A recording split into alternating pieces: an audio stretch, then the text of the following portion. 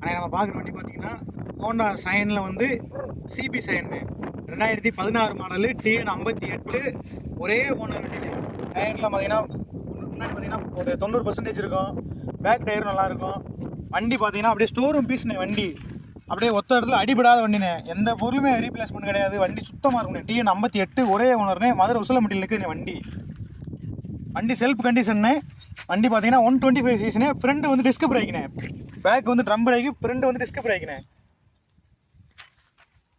வண்டி செல்ஃப் கண்டிஷனே. வண்டி ஸ்டார்ட் பண்ணி காட்டுறேன் பாருங்கள். இன்ஜின்லாம் பாருங்கள். கம்பெனியில் வந்து இன்ஜின் அப்படி சுத்தமாக இருக்குண்ணே.